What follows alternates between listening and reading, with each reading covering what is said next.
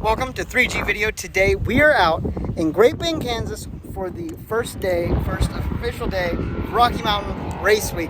You guys may have seen my last video where we got here, got to race week with the struggles with Benny. Today we're going to talk to some of the drivers on the first day of racing and see what's happening. A lot of these cars are braking because sometimes they just bring them right out. So we have a lot of breakage, a lot of carnage. These guys are getting ready to drive like 1,300 miles with their race cars. So let's go ahead and get started with today's video. Come join me on the adventure of a lifetime as I find out sometimes we have to take a leap of faith so that God can get the glory on the other side. That's why I quit my 9-to-5 and decided to travel across the country living out of my Volvo wagon to pursue my passion for cars and to share the good news that Jesus died for you. Who knows what lies ahead? The cars we'll see, the people we'll meet, the adventures we'll have. But one thing we do know is you're watching 3G Video, and this is a month with endless possibilities. We're going to check in with some of the drivers, see how they feel about the week and if they need to fix things or what they are looking for this week. It's always great. It's always hard on the vehicles, but this is a great event. I'm excited to be able to do this for the first time. This is my first Rocky Mountain Race Week, so I'm happy to be out here, happy to be able to film and get to meet some of these people that I don't necessarily get to meet at some of the other events. So this is going to be a lot of fun, a lot of driving, and a lot of places that are new to see. So that's going to be always so great in this series, I guess. So let's go ahead and get talking to some of our drivers, just see how they're doing, just kind of get the vibe of how this place is feeling for Rocky Mountain Race Week. All right, so I saw the car, love the color of it. Can you tell me a little bit about your setup and where you're from and everything? Okay, well, start with the set, or where we're from, Lakeside, Arizona, which is kind of eastern part of the state. We got an elevation of 6,500 feet, so it's a lot cooler there than here.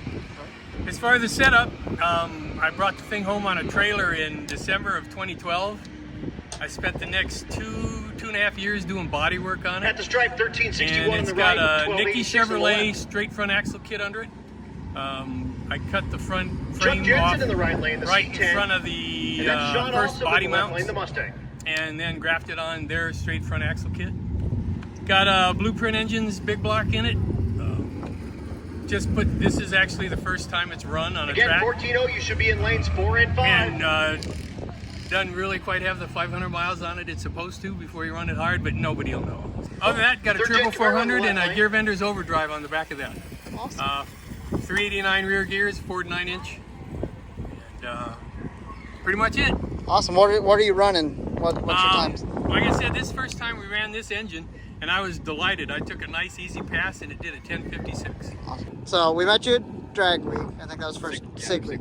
I met you at Sick Week for the first time? Okay. Met you at Sick Week. LS swap Volvo wagon.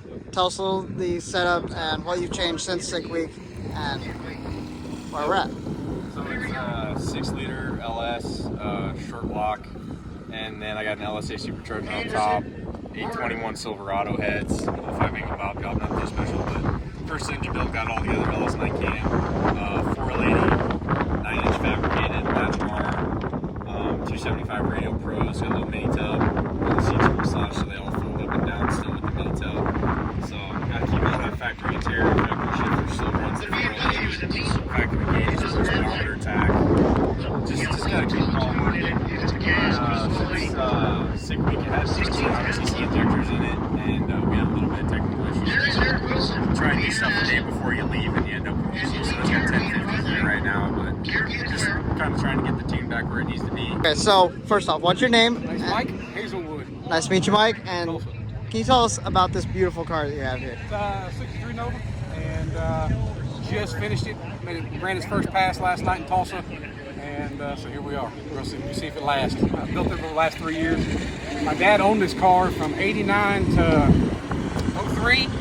I mean, never got out of primer type deal. It was always a project in the backyard. And I found it 3 years ago in a field in Arkansas. It was way too far gone. If it wasn't sentimental, I wouldn't even try. But so, I mean, everything you see, the only thing that's still there is the doors and the roof. Everything else, quarters, floor, everything's new. So, and like I said, it took the last 3 years to do it. It's a Ford 5.3 with a Pro Mod 91, real simple setup. Tuned by Able in Oklahoma City. Super light right now. It's a dual fuel car. Runs on pump gas and methanol. It's got 2 tanks, two fuel systems.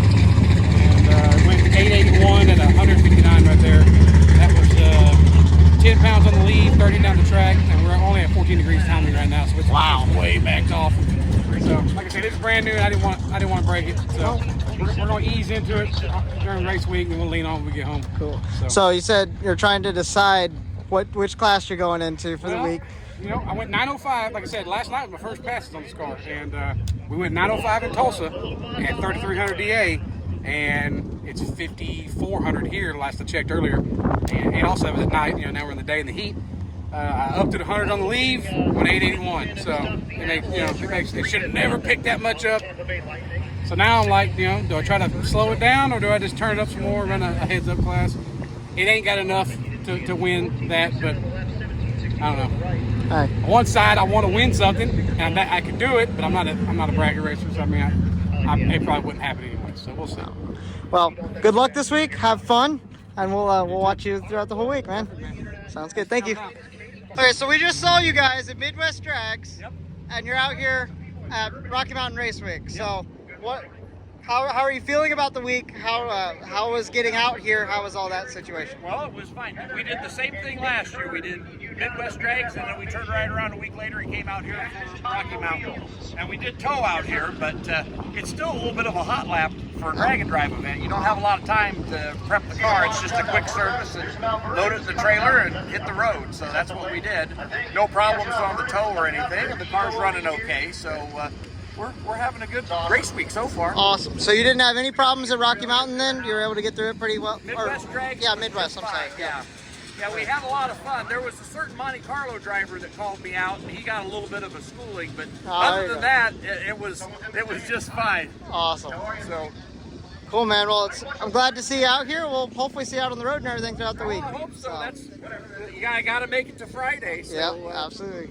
Well, we'll catch up to you guys tomorrow at day 2 of Rocky Mountain Race Week. We will be doing a drive and racing tomorrow, so that will be a good video. Be looking forward to that. I'm excited to get another event started that's a drag and drive event. I love these things. It's so much fun. I hope you guys do too. Be looking for the content. I think George actually went through a field, and that's why he got dirt. I don't know. I heard he was off-roading. I didn't get to actually see it, but be looking for what happened there. I'm curious as well. So anyway, have a blessed evening. I'll talk to you guys next time.